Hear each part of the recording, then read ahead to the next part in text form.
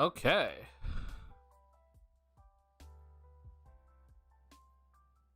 All right, fixing camera, and then we're gonna get started here.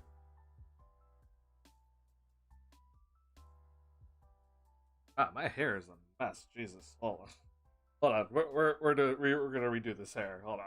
Ah, okay. All right, y'all, talk to me. I have to say, this was mighty impressive tonight. This was really impressive in my opinion tonight. Um,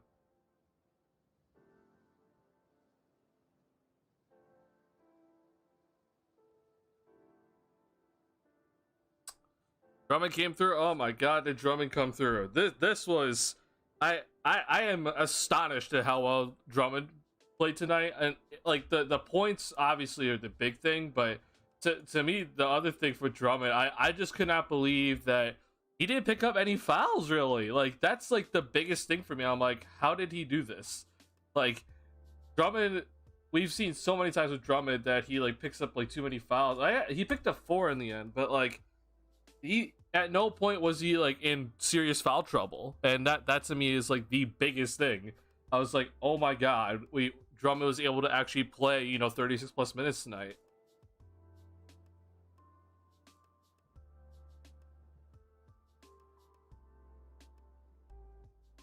Right. Okay, there we go. Cool. Here's better. He looks locked in today. If he could play like this, I would be cool with him starting to, but he doesn't play like this normally. I agree. Yeah. Like he doesn't. The biggest thing with Drummond for me is that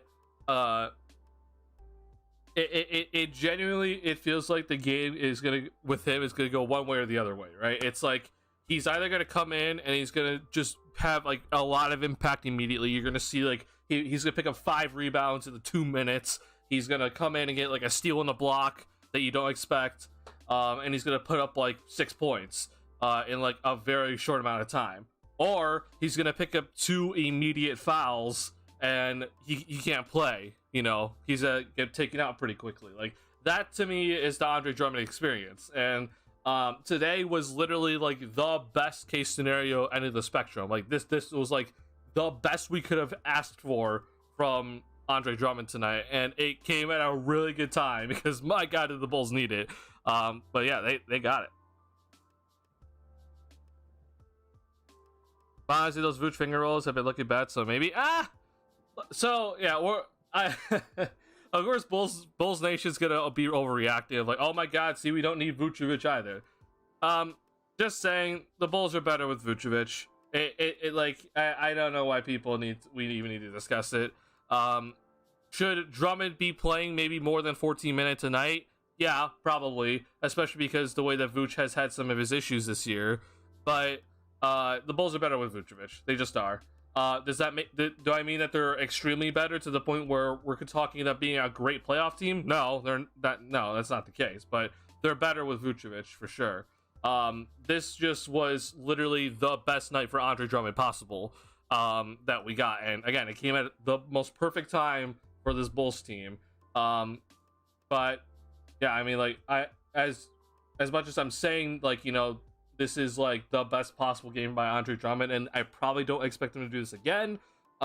He deserves his credit for tonight, and I'm gonna absolutely give him his flowers, and he should absolutely be getting the game ball tonight, because he was honestly at one point the Bulls' only offense in that first half, and he was huge.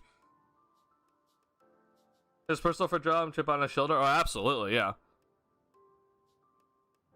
Play well by the fans saying he needs to be the starter. Gonna piss me off. Oh yeah, like yeah. I already know the fans are saying it. Here's what I'm gonna say, okay? Like I've been pretty adamant about this specific thing when it comes to Nikola Vucevic and how fans like to try to talk good about Vuce and talk how much like Vuce's value it is. The fans that constantly say like, well, Vuce is a double machine, that pisses me off, because I don't understand that argument if you're trying to tell me that Vucevic is a good player.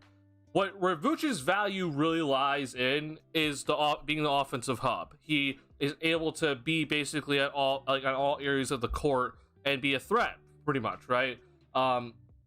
And the other thing about it that I don't think people talk about with Vooch is that I think he's a really good screen and roll guy. I really do. And obviously, his 3-point shot, in my opinion, is more important than he thinks it is. But either way, though, still, that's where Vooch's value lies in, right? It's what I don't want to hear is that, oh my God, Vooch is a double-double machine. Like, yes, Vucevic puts up double-doubles, okay? But I'm telling you, man, there are so many players that can put up a double-double, right? And I honestly think if Andre Drummond, if he was starting every single game, he would average a double-double, like, very easily, okay? But as I've said in this stream and many times before, like, that's not Vooch's, like, sole value is just being a double-double machine. Like, people like to say, like, oh my God, double-double, double-double. I'm like, we need to talk about Vooch differently. Now, again, I'm not saying that Vooch is, like, a perfect player. I do have some issues with him still, but his value lies in not just what we see in the box score, because there are so many centers that can go out and get a double-double every night. It happens all the time. And again, a guy like Drummond can 1000% go out and get a double-double every single night. There's a reason why he's not, though, is because he has limitations on offense and he picks up too many fouls a lot. Hence why he doesn't start right now. So, that end of my Vooch rant.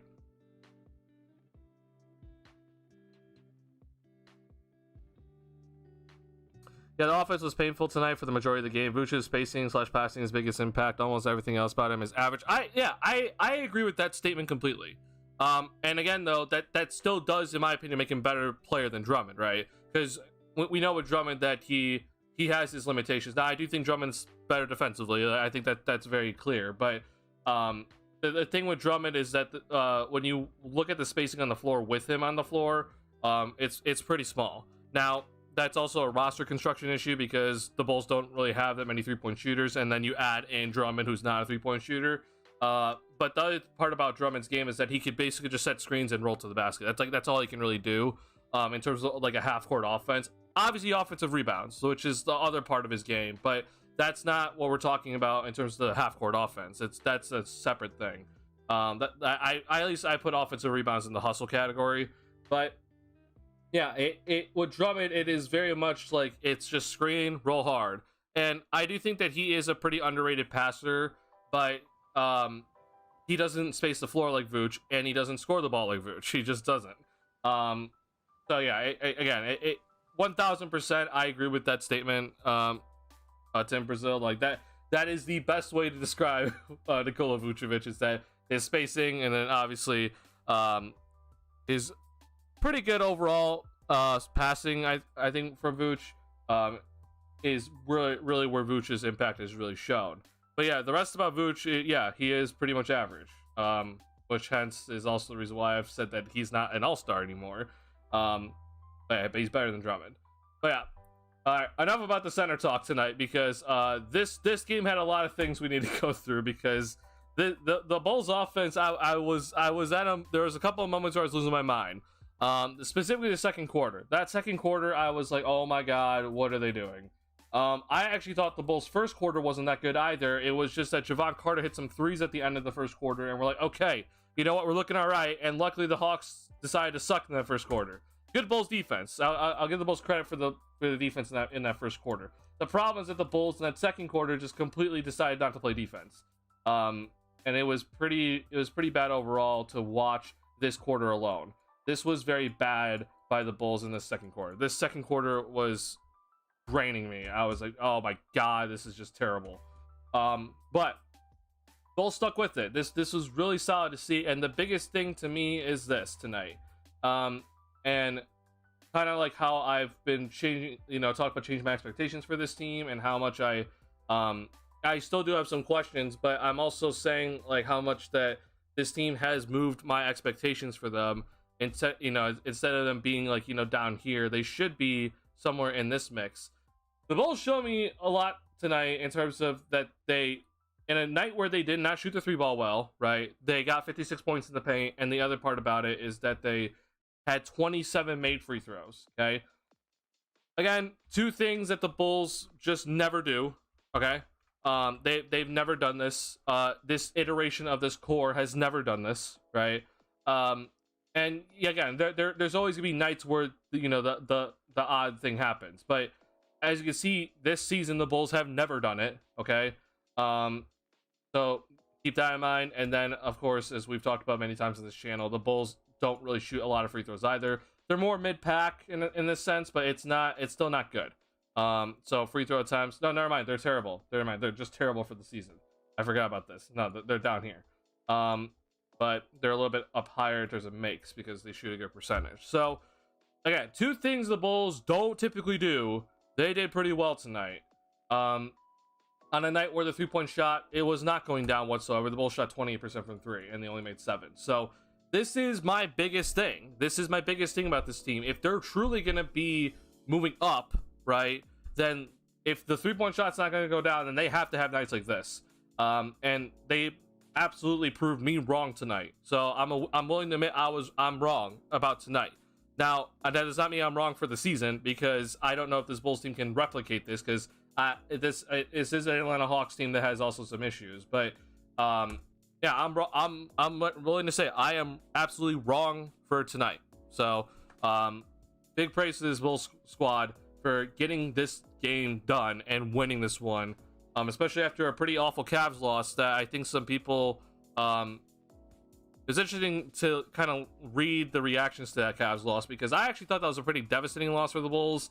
And this one, this win basically makes that loss less devastating, and so I'm happy to see it for them. What tweaks need to be made on both sides of the ball to stay competitive? Lots of missed rotations defensively. Already talked about offensive. Kobe is getting more attention from opponents. So yeah, I mean, you nailed a lot of things for sure. The defensive rotations tonight were terrible, and we could go over a few, honestly. Now, I don't like to do this because, like, a lot of times when a lot of people are like, oh, look, see, Zach messed up defensively, or, whoever, like, they single one person out defensively where things went wrong. And so, for example, tonight, Kobe White was getting a lot of, like, the telestrator attention by Stacey King tonight, saying, like, he's missing rotations. And, like, again, was Kobe missing rotations? Yes, like, 1000%. But I've always said, though, that the defense is still a team thing. Like, yeah, you might see, like, one player miss rotations. And, yeah, that does sometimes happen. But I think the other portion of this that people really weren't taking into account was that the point of attack defense tonight was not very good. Like, I as much as we want to say Kobe was missing defensive rotations tonight, the point of attack defense was doing nothing to slow down Trae Young and DeJounte Murray coming off those high screen and rolls with the Spain action, and they just didn't do anything. And that's, like, yes, Kobe missed a rotation, but also this is also happening. So I think overall, for specifically defensively, they need to seriously figure out this pick and roll defense, because that's still giving them problems to this day. The defense still hasn't exactly been at the level where I'm like, hey, this is like looking like last year. So that's pretty okay. I just also think the Hawks just missed some shots tonight. As you can see, they shot 28% from 3-point range, which, I mean, the Hawks are not the best shooting team, but it's we'll take what they did tonight. But yeah, I think defensively, and I don't know why Stacey King keeps bringing up switching. The switching's good. Like, I don't know why he keeps bringing that up, but it's the pick and roll defense that just needs to get worked out tremendously. And then offensively, it's kind of what I'm talking about with this squad is consistency in the other areas where they're bad, right? This area right here needs to just get fixed. And so obviously tonight helps. And if they can continue this trend, then yeah, I'm like saying, hey, this team's moving up the ladder. But again, it is one night, so tonight's a good night to start. So let's start tonight and continue moving forward. But then, like I said, free throws, they don't do enough with free throws. And like, this is one of those nights also where I truly believe that, like, this assist number stuff, like, I know it's constantly brought up, but it's not always right. Because I actually thought the Bulls, in terms of the overall passing tonight, was actually really good. I really did. It's just guys weren't hitting shots. Like, we're missing open threes left and right. It's like, man, okay, we're just not gonna get assists then. Like, I mean, if no one's gonna hit an open three, you're not gonna get assists.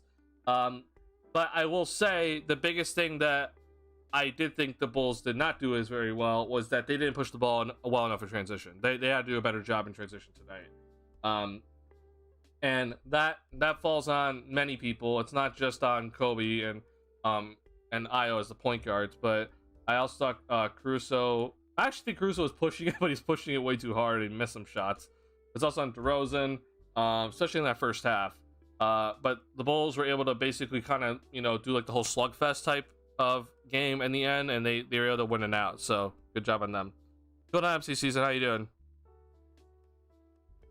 Oh, hold on. Sorry. Okay, music's still on. Yeah, okay, yeah, music's still on. Okay, sorry. My headset cut out, and I didn't know if the music was still on. Hold on. I just want to adjust the volume so it's not too loud. Okay. So yeah, this was, yeah, like I said, like this was pretty impressive in my opinion because yeah, the Bulls were not, they just didn't hit the three. So yeah, like I'm wrong tonight. I'm raising my hand and announcing to the world, like I was wrong tonight.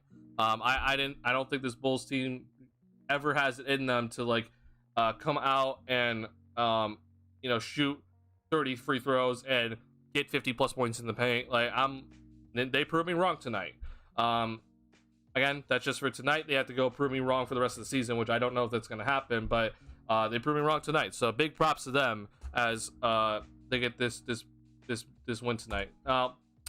Here's where we're at right now to the standings. So unfortunately for the Bulls, the Pacers won tonight. So the Pacers won against Houston Rockets. I think Tari Eason had like a ridiculous game or something. I wasn't fully paying attention to it, but Pacers beat the Rockets tonight. He had a pretty nice game. So no ground gained on the Pacers, and I actually think that this is not fully updated because the Pacers are now 15-14, so the Bulls are 2.5 games behind them. But big thing is that the Bulls are going to be facing the Pacers next here, as the Bulls are going to take them on Thursday at the United Center. So this would be a chance for the Bulls to get within 1.5 games on the Pacers if they go out and win this one. This will be a very interesting thing to look at because the Bulls on offense are, in my opinion, are no match for the Pacers. It's going to be up to if the Pacers want to play some defense, and we'll see what happens in this one because again, the Pacers are averaging 126 points per game. This has been a consistent theme all season. They just scored the ball constantly, and the Bulls are averaging 110. So I'm hoping that the Bulls are going to be able to keep up with them. And just so you guys get like an idea of the last 12 games for the Bulls, even in this little run by the Bulls, and I guess that Cavs game kind of hurt them, but they were only averaging 116. So we'll see. We're gonna see what happens in that Pacers game, but I'm excited for this one. I think this is gonna be like a really big. Yeah, got another test. The Bulls should beat Atlanta if Vucevic was playing. Obviously, with Vuce not playing, it was kind of like I don't know if they're gonna beat them. So big props to them tonight. But yeah, this is gonna be like another test here for the Bulls to see if they can move up here and start getting into this category instead of being down here in this category. Because I have less faith against the Pacers compared to like a team like the Cavs in a sense, or a team like the Knicks. But yeah, we'll see. And obviously, I think the Bulls could, beat Brooklyn if they're doing things right. But yeah. How you doing, Magugula? How's my Christmas? My Christmas was pretty all right. I guess I actually haven't shared stuff with you guys about my Christmas, and we can obviously talk about it. But yeah, so Christmas for me was mostly filled with basketball. That's kind of like my big gift. I was able to watch most of the games. I did fall asleep early, so I did not get to watch Luka Doncic go and destroy the Suns yet again. But I did watch the highlights, and that's very fun to watch. Christmas was nice. I got some very thoughtful gifts, and I was able to give out some gifts, which is the biggest thing. So it was really nice, and I got to see family on both Christmas Eve and Christmas Day. So that was also pretty nice. we had to this year, for at least in my house, we celebrated Christmas like opening gifts and everything on Christmas Eve. That's not typical for us, but we had to do it this year for certain reasons. So kind of got some things a little bit early, but yeah, it was overall pretty good. And I think the biggest thing is that everyone was safe, because I have a story to talk about when it comes to driving on Christmas Day. But hope everyone's Christmas, or if you whatever holiday you celebrate, hope it was all good. And I'm glad to see that looks like a lot of you were safe on holiday. So yeah. If you guys want to talk about your Christmas in the chat, by all means, go ahead. I'm all for it. But yeah, I'm just happy that it seems like everyone's doing safe since the holiday, because man, oh man, there are some terrible drivers, especially in my area. And we know Christmas can be kind of crazy in terms of the alcohol, so.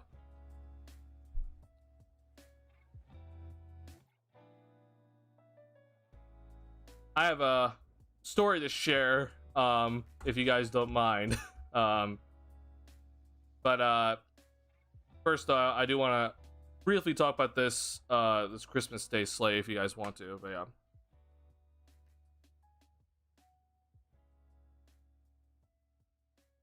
How you doing, Patrick? Super John in the second quarter, terrible fouls during that stretch. Oh yeah, the the second quarter was terrible, but the Bulls made up for it, so it's all right.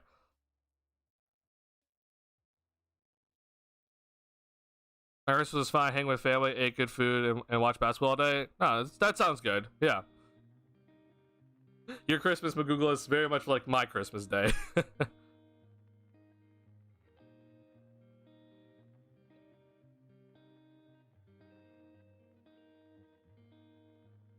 All right, so actually, I'll just kind of go in chronological order, just like briefly talk about some things. So yeah, I did watch these 3 games fully. I did not watch this game, and then I was only able to catch some of this game. But I'll just kind of go chronological in terms of like everything that did kind of happen in the day for me. So this game, I could not believe the Bucks just could not get a run going. So Jalen Brunson, incredible game by Jalen Brunson. So big props to him. Then this game right here, I was very heavily like, I actually liked watching this one. This was like a very good game, in my opinion. Now I do think that Steve Kerr's comments were kind of right after the game, but it was pretty good.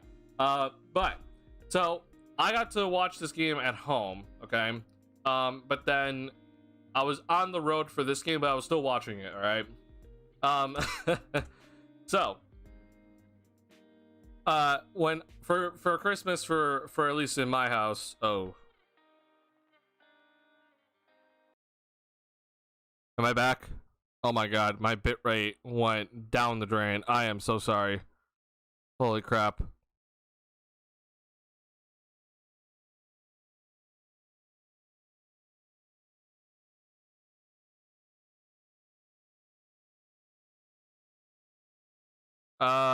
Okay, if you can hear me, can you give me a thumbs up?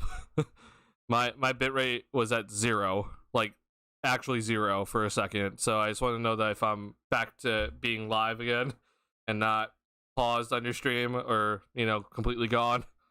Wow, that was terrible. Holy crap, I dropped 2,000 frames in less than 30 seconds. That was insanely terrible. Holy crap. Wow. Internet is having a terrible day again.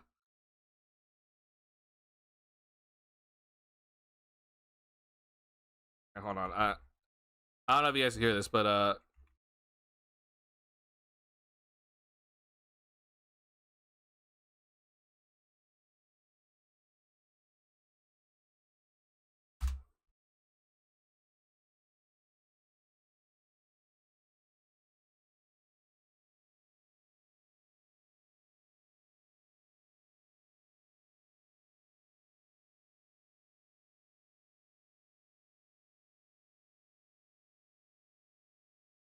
Magugla or Patrick, are y'all here right now or no?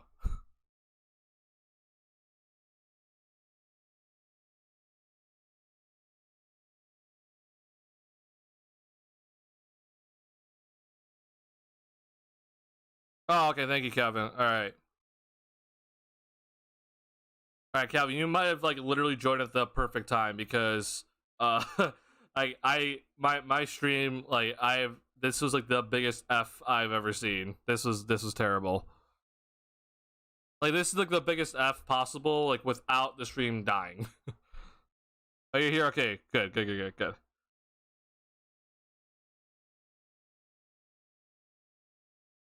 Okay, cool. All right, we're stable now. All right. I don't know where you guys last heard me, but okay. Let me just I'll just briefly explain again. So, watch this game at home. Could not believe that the Bucks couldn't get much of a run. Jalen Brunson had one hell of a game. And it just seemed like the Bucks just couldn't fully get things going. But I also know the Bucks beat the Knicks in their previous matchup, so not too surprising with this one in the end. This game, I thoroughly enjoyed watching it. Steve Kerr had some comments after that I did agree with, but like sort of agree with, but it was just a really entertaining game in my opinion. And Steph, for some reason on Christmas Day, will never play well. I don't know why, but this was like a really, really fun game for me to watch, and I thoroughly enjoyed it. Now, here's here's what I wanted to talk about for in between this game. So in the middle of the Warriors and Nuggets game, that's kind of when my house we were then got in the car and we were traveling down to family. And this was when I was just like, holy.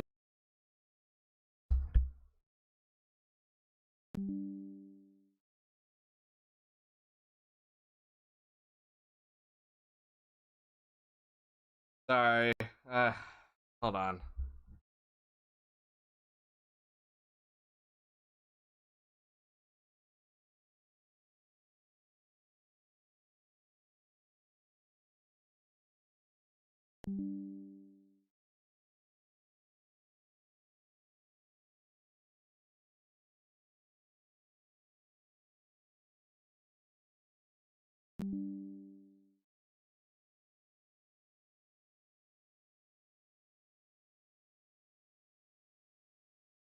Bro, what is happening? Oh my god.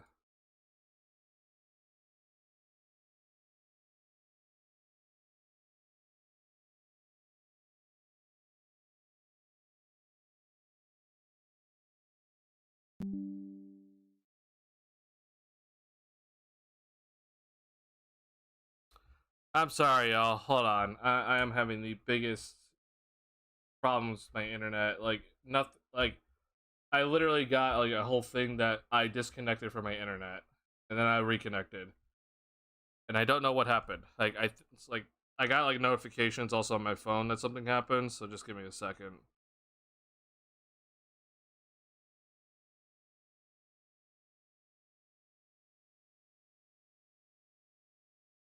I am so sorry. This is really frustrating me.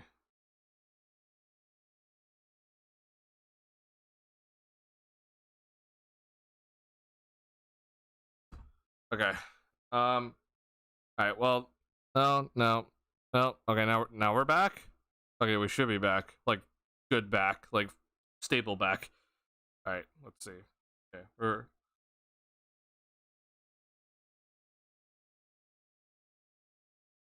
all right. Yeah, we're stable now. Sorry. I don't know why this happens. This is really frustrating for me. Um,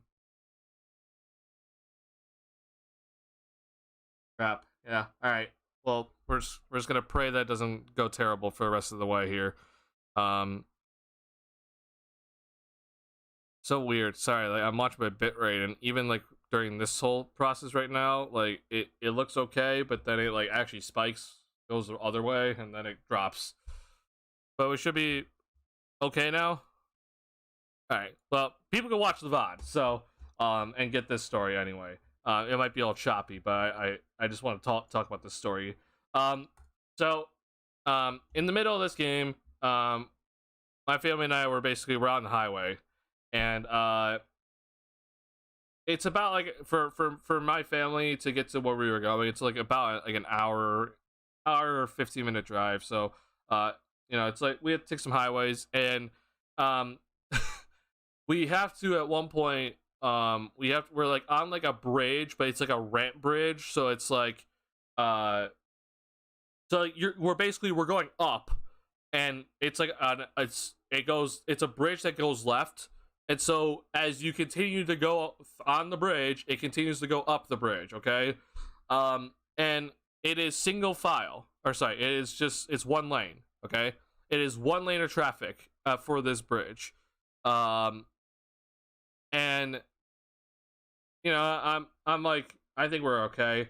And it wasn't like too crazy of weather on Christmas either, but again, it's one lane of traffic for this bridge, okay? It's just one lane, and we're going up, and this car from behind is just flat out like just speeding, like we're talking speeding on the highway, like they're going like at the very minimum they're going 95 on this ramp, right?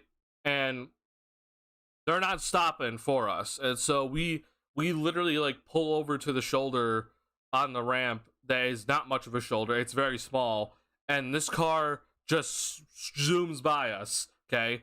Now, like I said, this car, or this little ramp bridge thing, it's going left, right? So we're steering left, and this car, as they zoom by us, they don't turn their steering wheel left, they literally just keep going.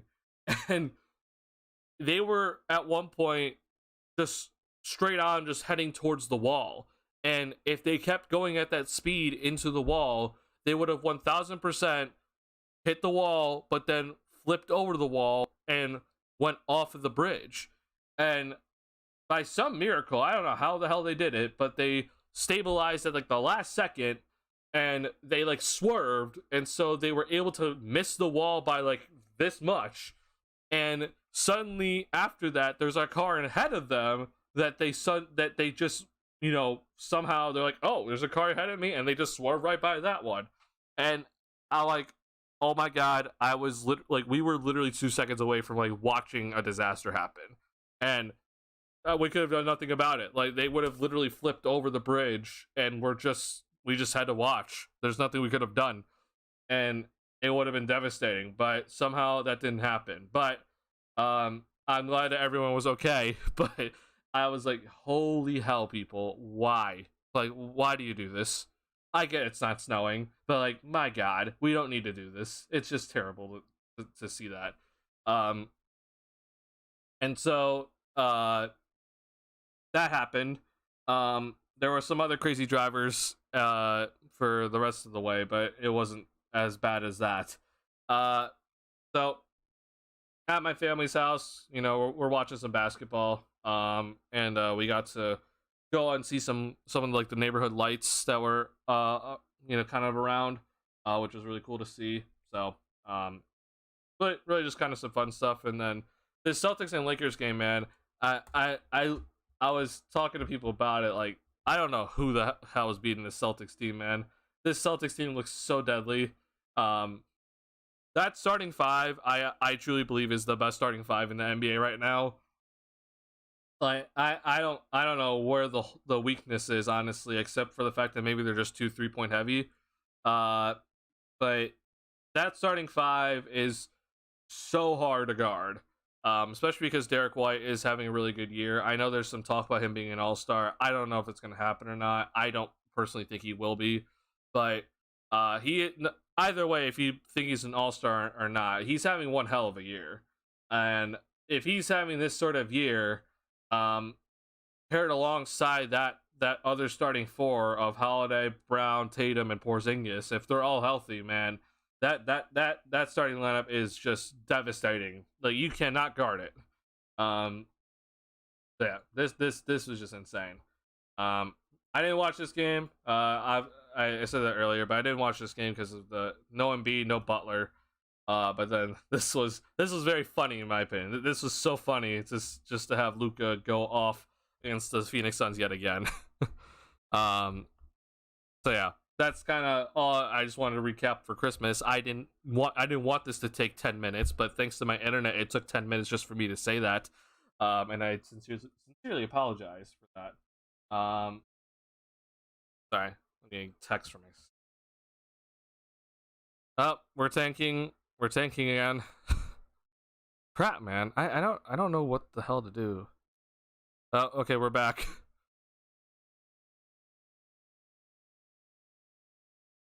All right. Well, that's all I had to say about Christmas. Bulls obviously today. Big win with Andre Drummond.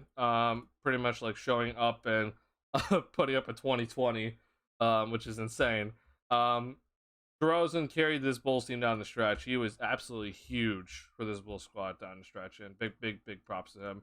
And I think I'd assume it had a really good game. This is a very, very solid game from Io, and it was almost desperately needed because there were some offensive woes happening. Kobe obviously had some struggles tonight. He did get his 19, but this is not good. I also thought Kobe on the other end of the court was not doing good. So not really a good game from Kobe tonight. And the other thing that was happening tonight that I don't really think a lot of people were talking about was this. And like I don't think this is really anything to do with, like, this is not Patrick's fault in a sense. It's just that I do think that maybe some people are starting to understand with Patrick that like, yes, he's played better, but he has not been a bigger role. Something that this was brought to my attention. Okay. Sorry. Okay. Hold on.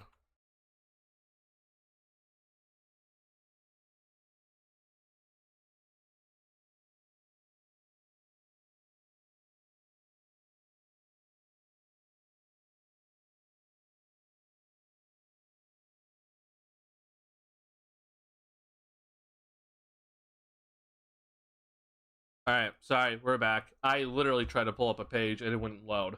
That's how bad the internet is for whatever reason. I'm not gonna lie to y'all. Because of this problem, I am like doing my best to like figure out internet or like other internet options. Unfortunately, where I live, I don't have many. But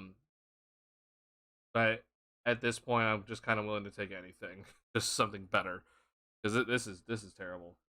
Okay, hold on. We need to go to specifically the Bulls and go to their stats.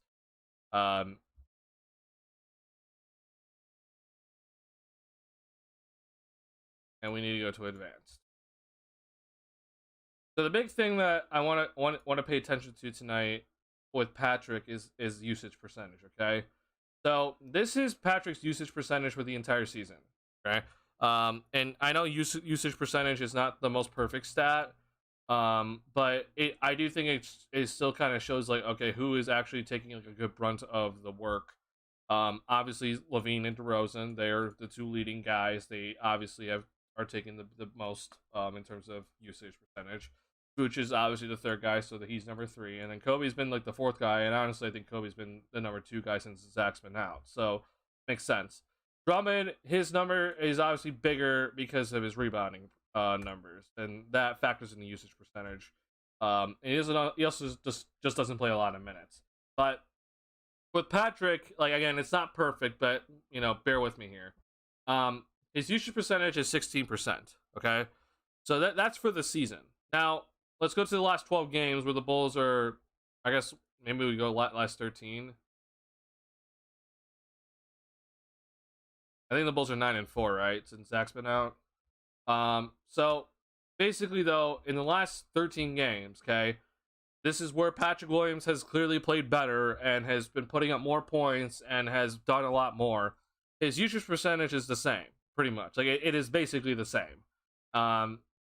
You can very clearly see that there's more Vucevic involved. Kobe White obviously had to take more responsibility with Zach being out. But Patrick Williams is just basically, it's kind of just stayed the same. And this is kind of where I've been trying to like hammer home this point that when it comes to Pat, like it's not about role with him. Like, sure, if Pat's the number one option on a team, like, yeah, he's gonna be putting up more points. But the thing is he doesn't need to have a much bigger role if he wants to be successful. He just doesn't need that. He can be very impactful and put up a good amount of points and a good amount of just numbers in general if he just played better and understood how to just take advantage of every single opportunity he's given. And tonight is one of those examples, in my opinion, where I don't think Pat was necessarily doing anything wrong. It's just that he missed some dunks, and I also think he didn't attempt some 3-point shots, and that's not necessarily where I'm more focusing on. The biggest thing to me is that he didn't really do anything in this area, right? There's nothing in the box score tonight from Patrick Williams, and obviously he wasn't really shooting the ball well. So he has to, if he's gonna really be doing some stuff, then he has to fill it in other ways. And he just straight up just didn't do that tonight. Again, it's not fully his fault, but at the same time, I'm also aware that he needs to start taking advantage of some opportunities. Because at the end of the day, as much as we want to go back and forth about it, he's shown that he can put up good numbers in this exact role before. It's the problem, as we've talked about with him, is consistency, and he just has not done that.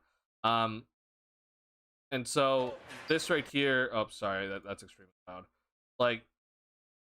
God, we're lagging to the point. Oh my God. Okay, sorry, my internet's been terrible.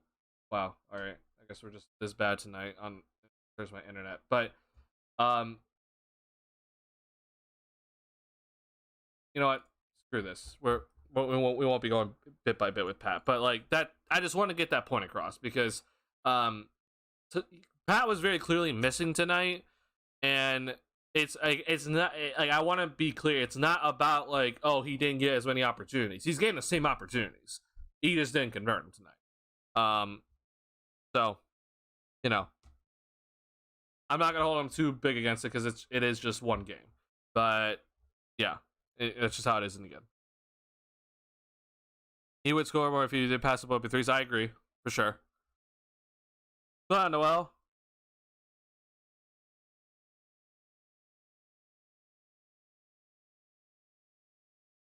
Yeah, I mostly agree with everything you said. I do think Kobe had a pretty rough game tonight. So yeah, he got his scoring numbers. I did not really like what I saw from him. And I do think that Kobe, whenever Kobe takes a three, I'm fine with it. I don't have an issue with it.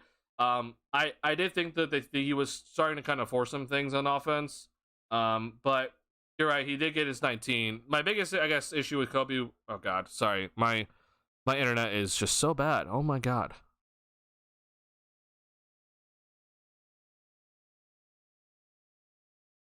Okay, I don't know if you guys can hear me or not. I'm at. Oh no. Okay, you definitely can't hear me. Oh no, I'm back.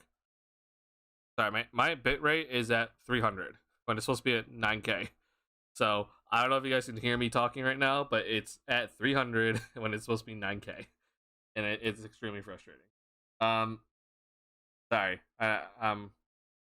I can't even imagine what it is like for a viewer right now, because at the very minimum, the stream quality in terms of the video goes to crap.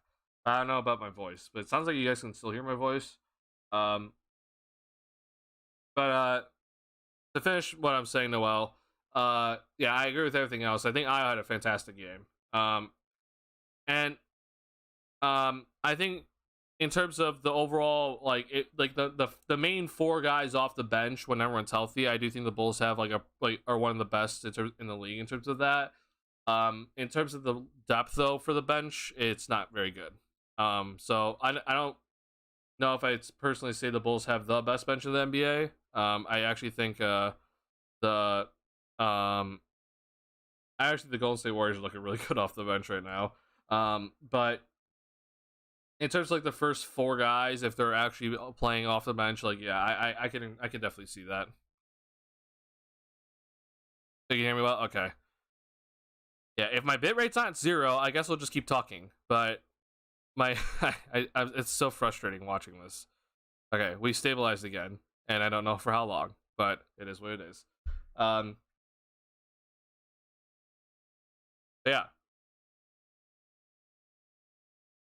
I'm gonna talk about one more thing just because of my internet stuff. After I talk about this, I was actually planning on playing a game of 2K of my NBA 2K13 in my career with in my player for the Dallas Mavericks. So I don't know how many of you guys were here. I know Noel was here for sure for that, but I was planning on doing that tonight, but I don't know if my internet will last.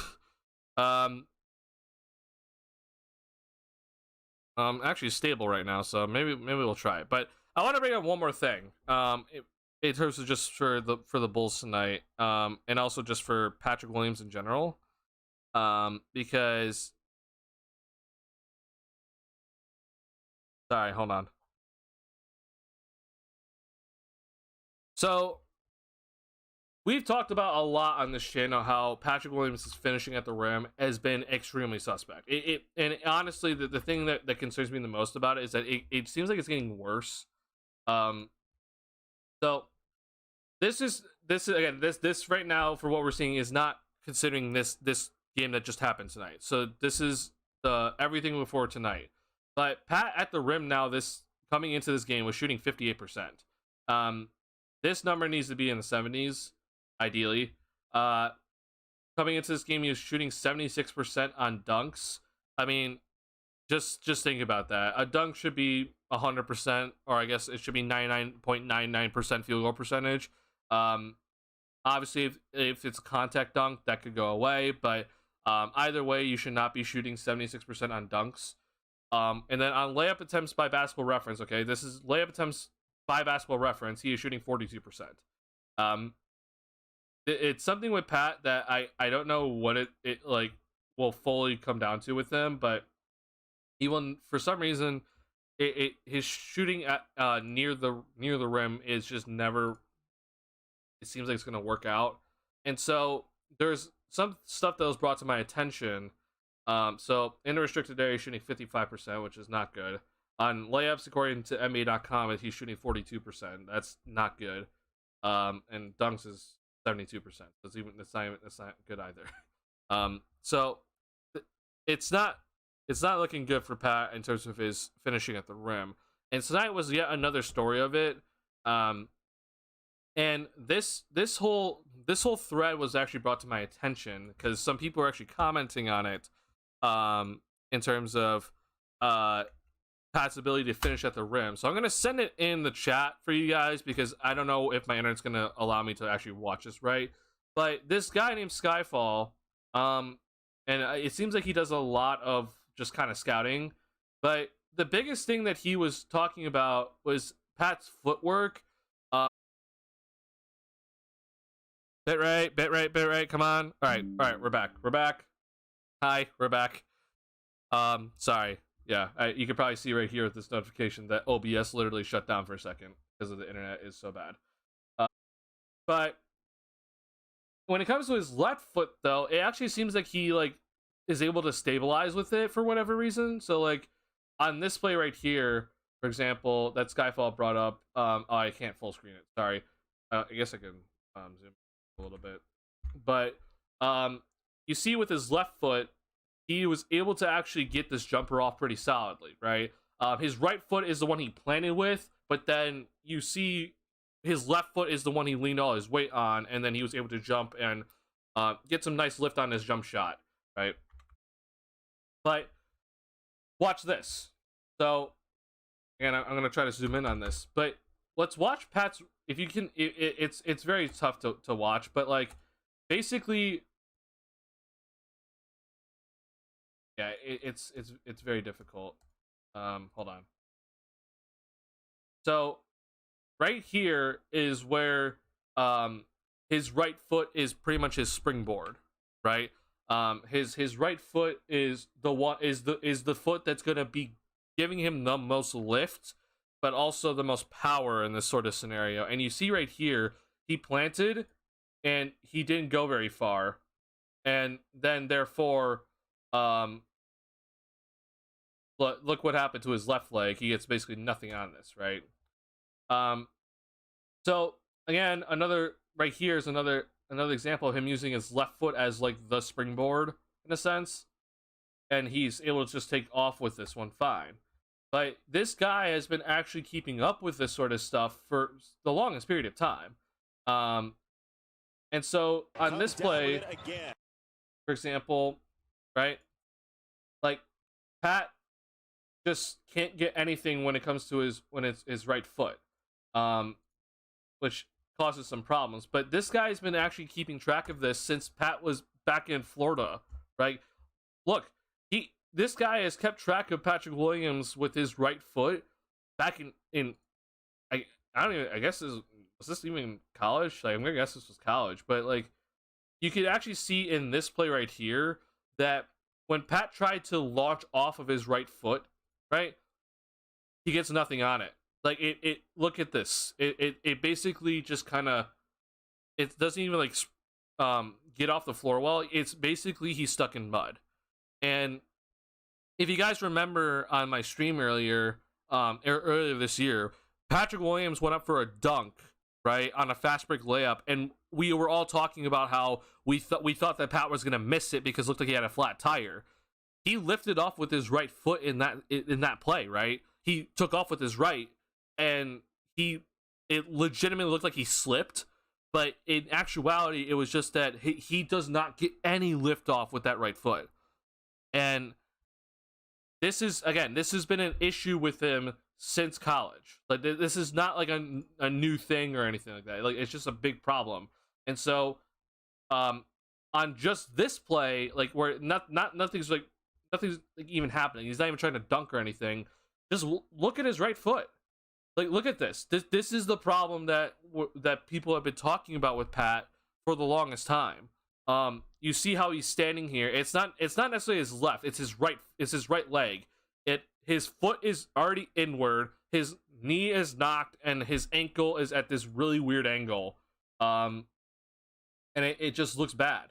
So yeah, this has been a problem for a while with Pat, and I don't exactly know what it's gonna take for Pat to kind of fix this issue, but you know, part of me thinks that he just needs to like figure out, like, okay, if I'm actually gonna ever go up for a dunk, it has to be just with both feet launching, and if anything, I have to lift off my left leg. But the other part about it is he might really need to start thinking about like some like weight distribution that needs to get fixed with him. So I'm interested to see what he does moving forward. Because I actually think tonight, if I can get the plays to come up here, there was a good example of this exact thing happening tonight. I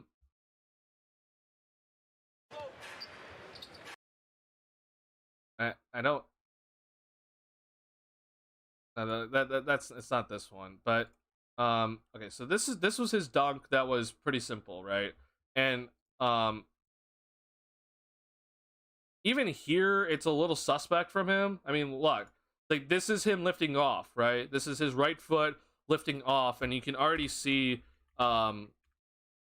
with his foot, it's bent inward. The ankle's not fully, supported. Like it's just kind of everywhere. Like look at his leg. It's at this really weird incline, and his foot right now has no support from his leg.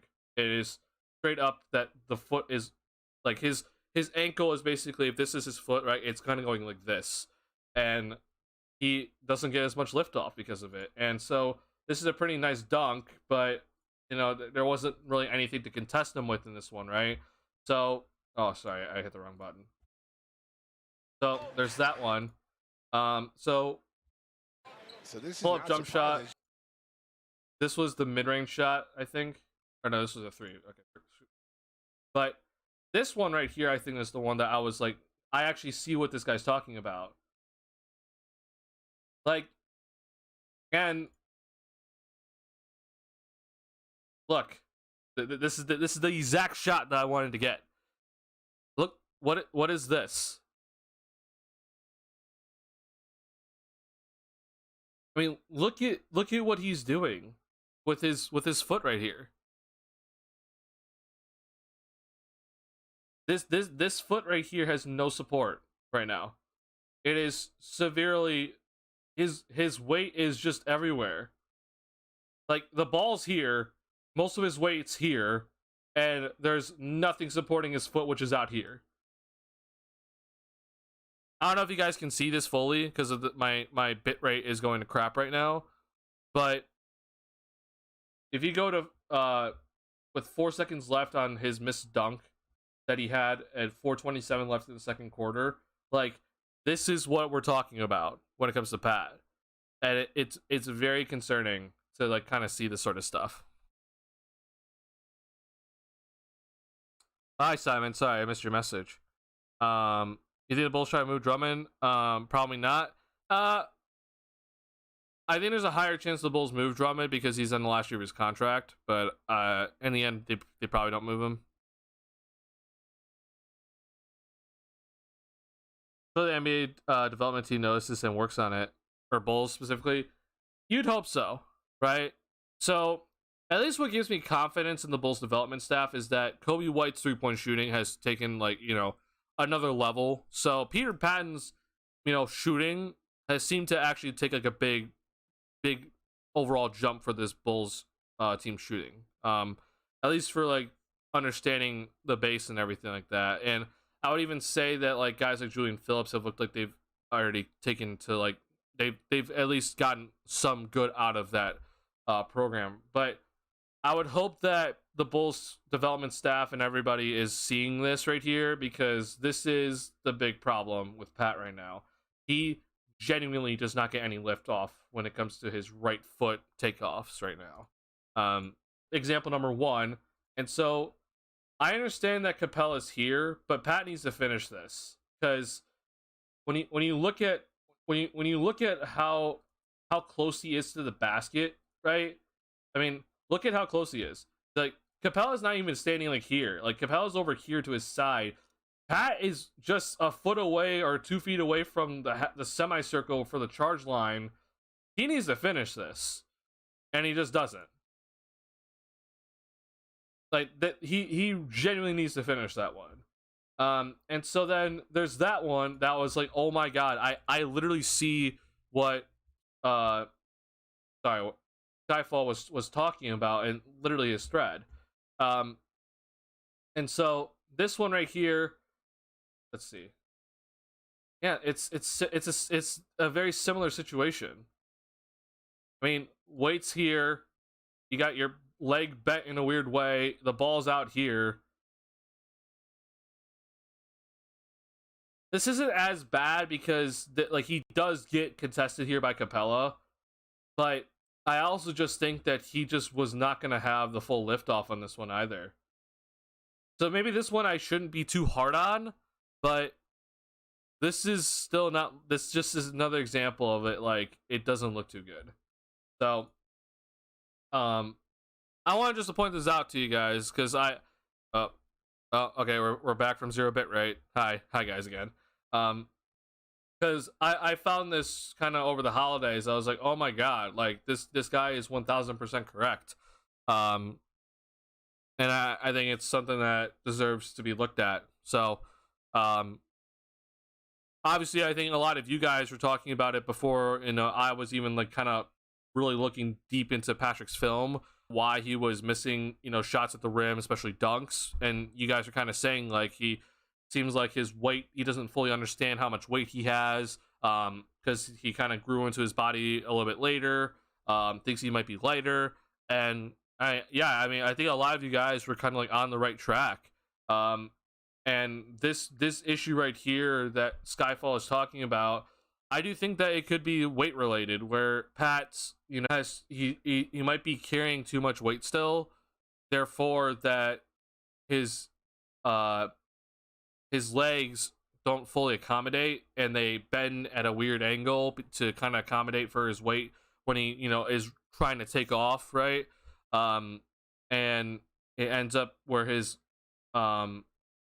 right leg is not supporting his foot. And we're getting weird moments like how we see on screen right now. But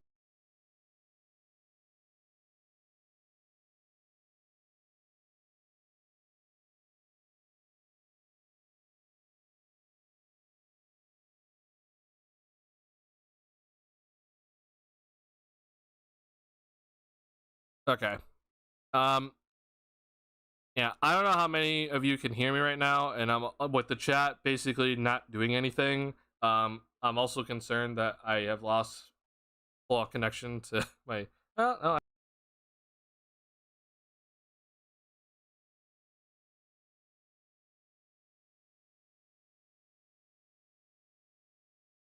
Okay. Just so that if there's anyone still here, which I still see some people here, but also just for the VODs, yeah, my internet is being a big problem, and so I have just enough to just kind of tell you like, okay, stream's ending now. I did kind of type in the chat that I'm just gonna end stream, so I'm so sorry to end it this way. I wanted to do a fun NBA 2K13 thing tonight, but my internet's not gonna allow me to do it, unfortunately. Which is incredibly frustrating. Um, but I just want to say thank you guys for coming in tonight. And thank you for sharing, holiday stuff and everything. Bulls obviously got the win tonight. Bulls are going to take on the Pacers on Thursday. Um, I'll probably be streaming on Thursday, so I'll probably see you Thursday. If my internet will comply.